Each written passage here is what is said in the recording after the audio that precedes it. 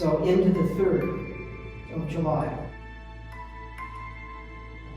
It's 4:20 in the morning. There's no first light here at 4:20 in the morning. It's still really, really dark. Right, okay, he's sitting in the dark. Left the rifle, and eventually returned the set of keys that were missing from the janitor's closet. They're wrapped up in a newspaper. They end up in the front of the courthouse. That's crazy. We're getting all these confirmations. So I want Tom to ask a couple questions because Tom has built a rapport and really has stoked the flame on uncovering the truth about what happened to Kingsley and really went into the science and the research and rebuilt the entire shooting from start to finish. And so we want to see if that rapport will allow us to further validate what's happening up here. I'm gonna just fire up the K2 meter too. This is insane. We're getting all kinds of activity. All of a sudden it's Yeah. K2's quiet. If you're here with us, can you come change this light on this K2 meter to red? Can you come take the energy out of that device for us?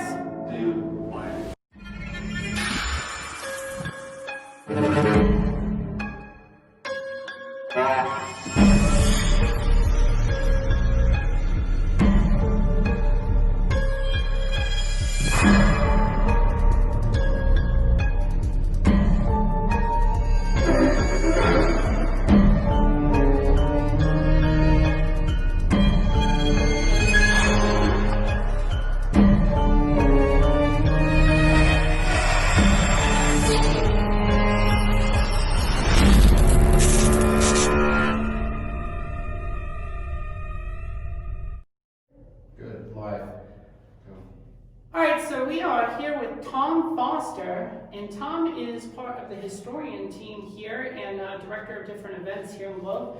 So Tom wanted to come in and give us an interview and tell us a little bit about the Gila County Jail and more specifically about Kingsley Olds, which is one of his favorite people to study. Welcome, Tom. Appreciate you coming. Thank you, Jennifer. Now, with Kingsley, interesting case.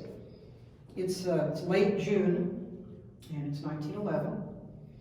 And of course the jail here is new. And there was a rancher miner that was partners with Kingsley Olds, Wesley Goswick. And there was some equipment that needed to be delivered to Horseshoe Bend. It's about 21, 25 miles from here. It's still a rough road to try to even get out there on the Salt River. And so Wesley has 2 young daughters, Myrtle and Lulu. And it's hot and they want to go swimming in the Salt River. And so Kingsley, a trusted friend and associate, okay, well they're taking the wagon with this equipment and the girls, please Dad, can we go? Can we go? Well, yeah, okay. So Kingsley grabs a shotgun and puts a pocket full of shells ready to go. And they go out to Horseshoe Bend. Well, it's getting dark, the girls don't come back, nobody comes back. They go out looking. I think this is around the 24th of June. It's towards the end of June. And they find a blanket at Horseshoe Bend, partially eaten lunch. They find a shotgun, blood all over the rocks in the hills. So they find Kingsley several miles away. And finally, in looking for the girls, one of the girls comes up to the surface in the Salt River. There's a very deep pocket out there that has sort of a shelf on it, so it was really deep. She comes up to the surface, they look for the other girl, and finally they find her, and she comes up, they're both drowned. So they find Kingsley several miles away, and he has a shotgun blast, a wound to his face.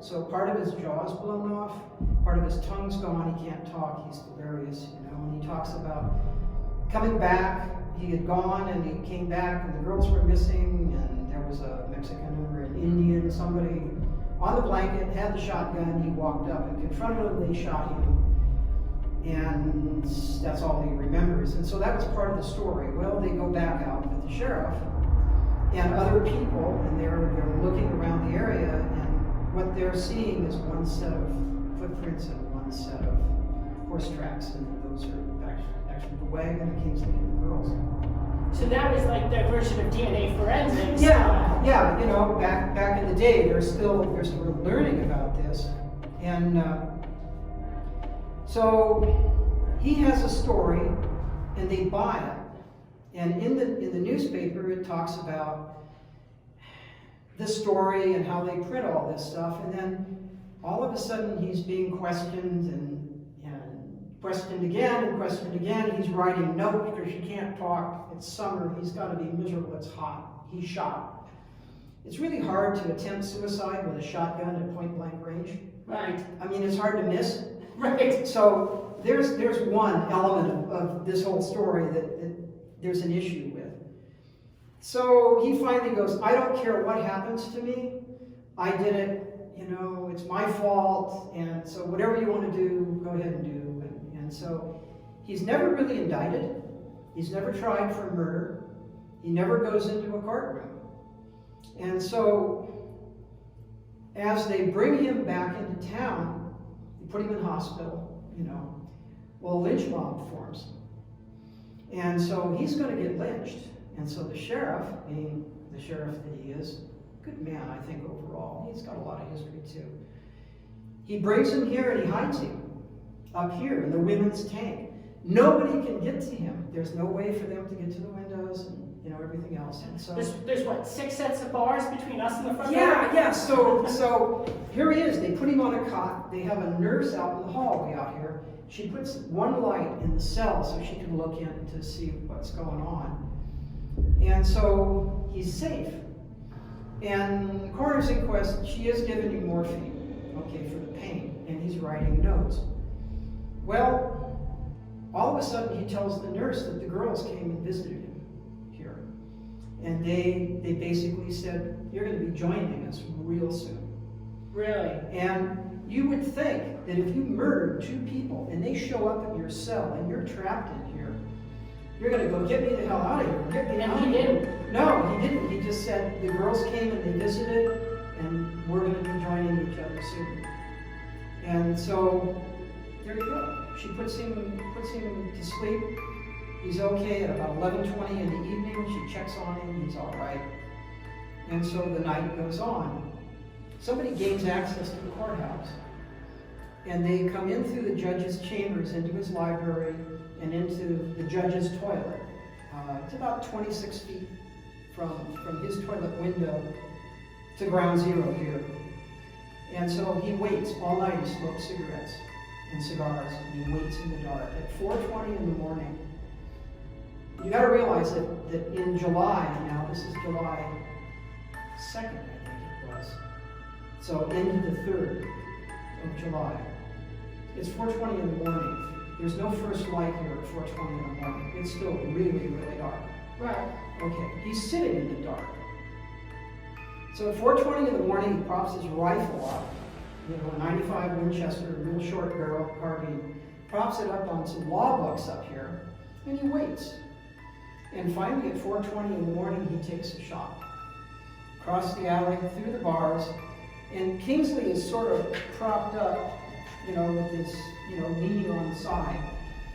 And so, according to the coroner's inquest, the bullet enters above his right shoulder and exits below his left breast. So it's a hunting shot. It's a heart-lung shot.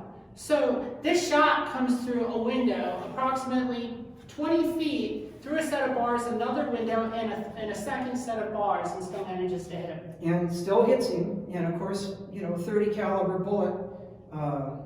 He's asleep, and so he's hit basically with the force of a freight train. And I forget what the muzzle energy is at 26 feet, but it's a lot. And they never know. They never find out who did it. Never find out. There was a comment. Okay, so he's laying on the floor and he's basically dying. And of course, the nurse is now rushing in and everybody's rushing in. Right.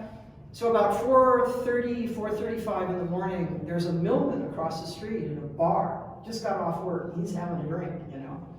And he looks up and he sees a dark shadow come out of the front doors of the courthouse, down the steps, and disappears into Broad Street. The first morning light, you know. Wow. And so our murderer left the rifle and eventually returned the set of keys that were missing from the janitor's closet. They're wrapped up in a newspaper, they end up in the front of the courthouse. And so after over 100 years now, the murder is still unsolved. So we have ideas on who maybe pulled the trigger, but we don't know. And who do you guys think that is? Well, Wesley Goswick was on his way to the Salt River where she'd been, armed to the teeth, Okay. and brought him back. I don't know. Was that And if I knew, I wouldn't tell you. You wouldn't tell us? No, I can't, because after all this time, the best part of a story is the mystery that's involved. And if we remove the mystery, then the story loses a lot of its allure and luster. It's the same way we investigate, right? Yeah, no, it is. We come in and we try to uncover the mystery of what's not being told. So I mean, yeah, it makes sense. You may get a name. Yeah, very well might. You know, it's a possibility. He saw the shooter too. You never know. Okay, so what do you want to do? Let's have you go in. Ooh. Ooh, boy. And I'm gonna set this right here. Okay. Yeah, you Set got the it. microphone right there. I'm gonna set one of these here. Yeah, there's a lot of energy in here. Wow, Tremendous amount of energy in here right now. it's already red. Yeah. No, I feel it the minute I walked in. Got Tom here with a replica of the actual rifle that they sat waiting. What kind of rifle is that? It's an 1895 Winchester in 30-40 caliber. This was a lever action rifle done by Winchester. Had a box magazine, fixed magazine. This has a saddle ring. It's a shorter rifle. The coroner's inquest. In the coroner's inquest testimony, it talks about a short rifle of this type. They said that it had been shortened so you couldn't see it. Outside the cell. That's green. Inside the cell. Inside the cell. Yeah. It's now turning red. Right at the doorway here, like someone standing waiting. Are you standing here waiting for us? I'll set this down here. Kings, you want to talk to us?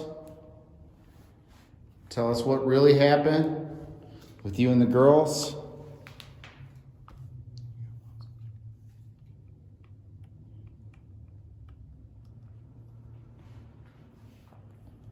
I'm turning my Ovilus on. Can you talk to me? Tell me what really happened? Can you turn my K2 meter? Make it light up? Rap on the bars? Knock on some glass? Let me know you're still here. You still have something to say?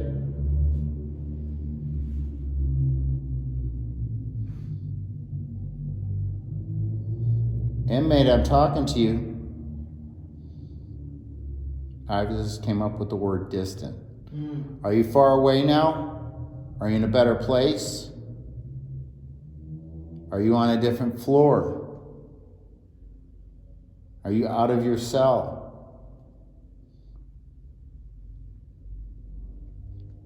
Are you supposed to be out of your cell?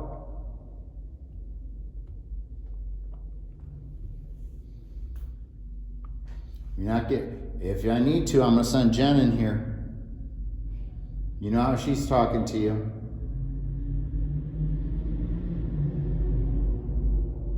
You don't seem to have a lot to say to me. Can we talk? Does he need to cock that rifle again?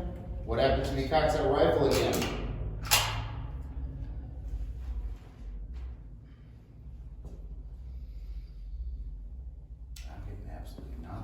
Yeah, it was really. I'm still picking up stuff. I'm getting a little. I get some right out here at the door. Yeah. At the table. What about the table? downstairs by the table? Are you watching us film? Are you standing next to me? I could have gone about 13 now. We're at the doorway here. Yeah, when we walked in, it was really intense. You could really, really feel a lot of energy, and then it sort of Kind of went away. went away, like it was only sustainable for a very short period of time, and then it was. Is it harder to show yourself now? What do you need to tell me? What can you tell me?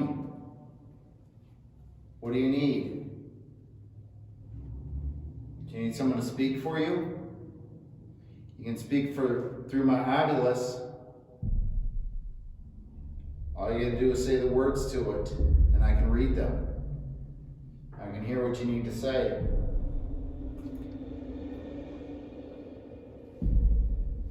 Ton of readings out here. I'm gonna head back downstairs. Does she need to get some bullets in that gun? You don't seem to be hearing us.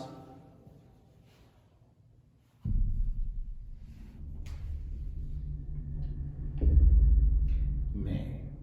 I don't know what May is. Random words sometimes. Maybe. Alright, I'm gonna send Jen down here and see what happens. Wesley May. Wesley May? Wesley May Goswick was another little girl that he had nothing to do with. It's Oh. buried next to the girls. Oh. Is that May talking to us? Ooh. Did she come in here to visit?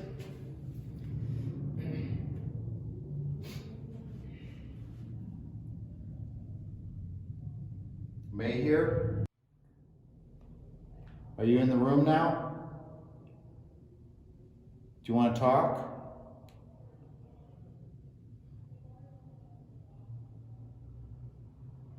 Only I'll lighten it up a little bit. If you're really here, you should be able to make it go red. Make it turn all the way red. We're going to be here all night.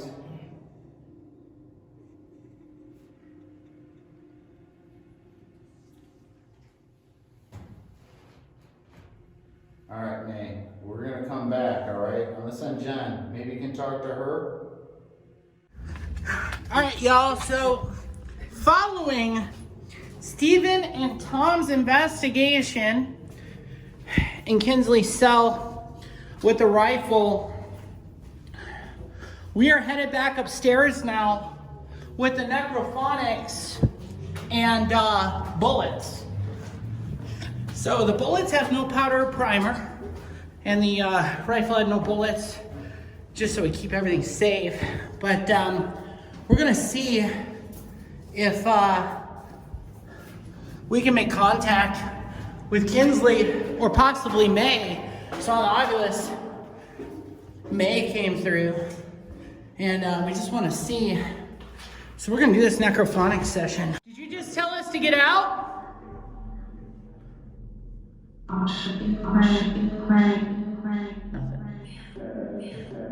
Nothing. Yep.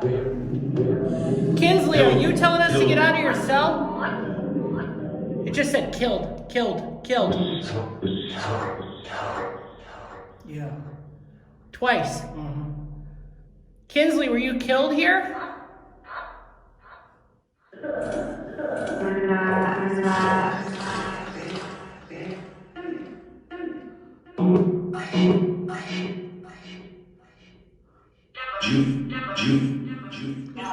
Can you tell us what you were killed with?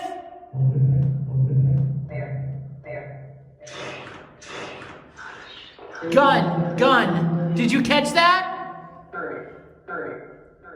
Sorry or hurry? Did you just say gun? Gun. So it just said gun twice, guys. Just confirmed what we said. So I'm gonna set this down and we're gonna pull out the bullets and see.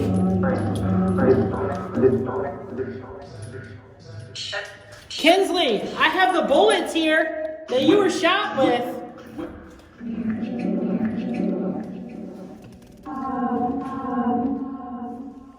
Can you tell us? Can you tell us if this is the bullet that shot you?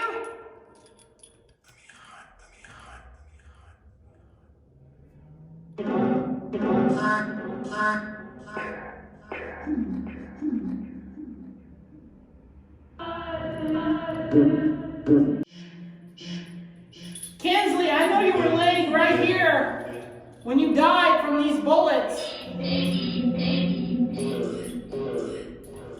This bullet came through these bars and hit you.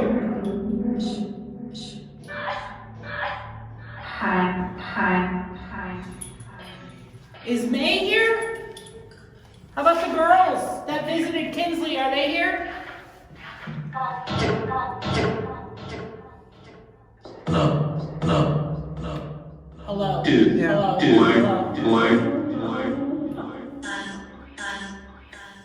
Girls, are you here?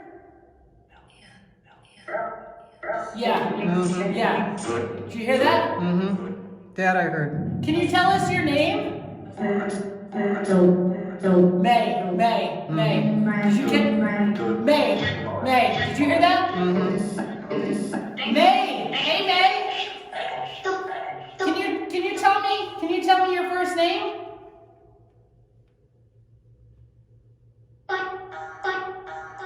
What's her first name? Wesley. Wesley? Yeah, it would be little Wesley May. Wesley,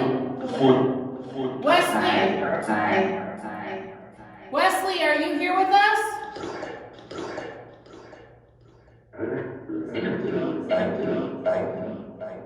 Okay, guys, I want to talk to one spirit at a time. Wesley, are you here with us?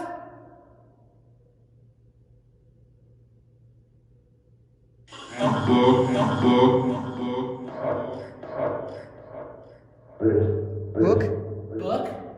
Yeah, that's what the shooter used to prop the rifle up with. Law books. Really? Yeah.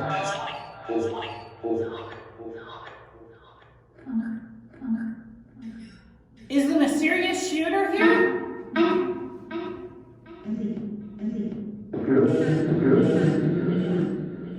Or Wesley, are you trying to tell us how Kingsley died? Yeah. Wesley May was an infant, very, very young when she died. Girl. Mm-hmm. Girl. Can you tell me what my name is? My name's Jennifer. Can you tell me my name?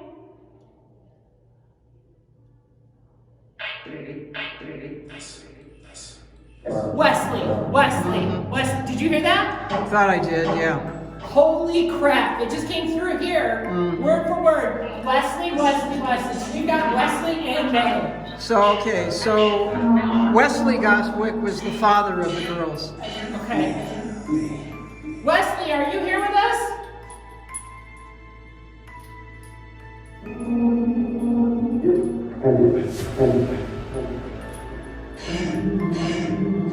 Are you happy that Kingsley got shot with this bullet?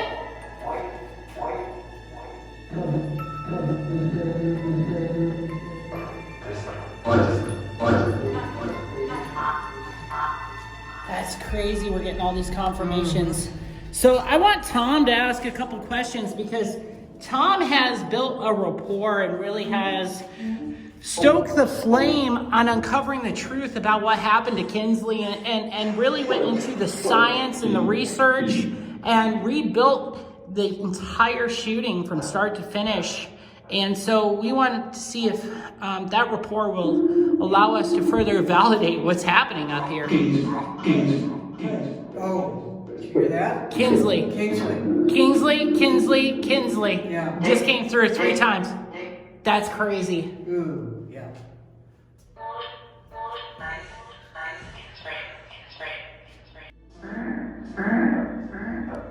Can you tell me what I'm holding in my hand?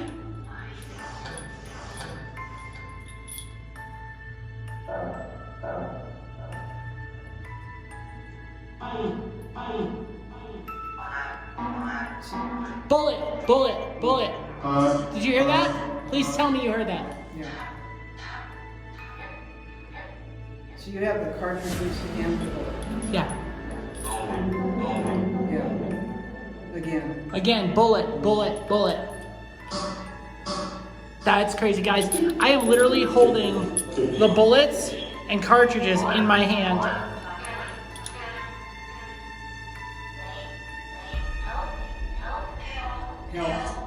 Help. Help? Kill. Help. Kill? Help, help. Help. Kingsley, are you here with us right now? Do you need help?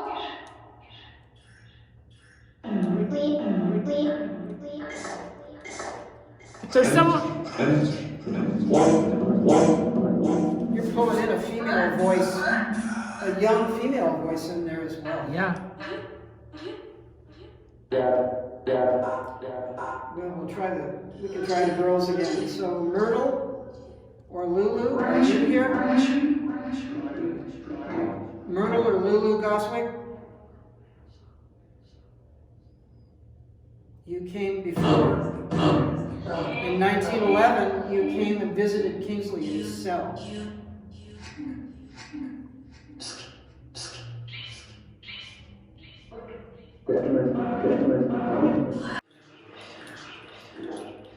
What do you think, Tom? Lots of voices. Every so often there's a word, but most of it is not. It's not. We just can't. I feel like at first it was all intelligent responses. Yeah. And now we're getting nothing. It's like it was here and then it left again. Like you said, it comes and it goes. Yeah, it's transient. The energy is transient. Yeah. Yeah, it's coming and going. Do you want us to stay?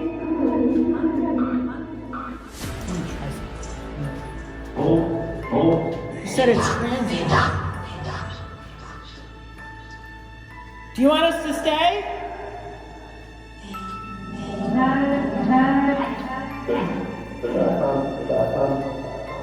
Bye, Tom. Bye, Tom. Yeah, Bye, Tom. I heard that. Did you catch that? I It heard just said bye to you. Yeah. Like it's right here. It knows you were leaving. Yeah. That's crazy. Yeah. Thank you. Can you say bye to me? I'm Tom's friend. You can ask him. He'll tell you I'm his friend. Yep, it's true. She is.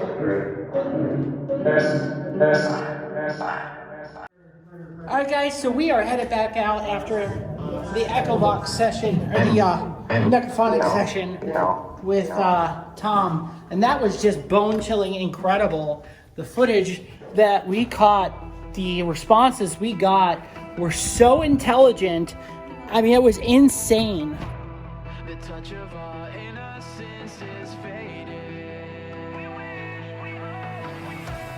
No answers for questions we keep evading. Oh my God, dude.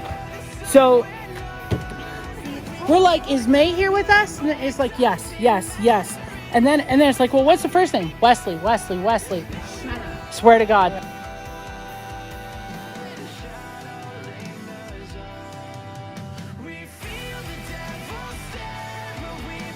What am I holding in my hand? Bullets. I swear to God. One after another for a good 10 minutes. As we were leaving, we're okay, what do you want us to do? Do you want us to leave? No. We stayed for a few more minutes. We're like, okay, we're going to leave now. And it says, bye, Tom.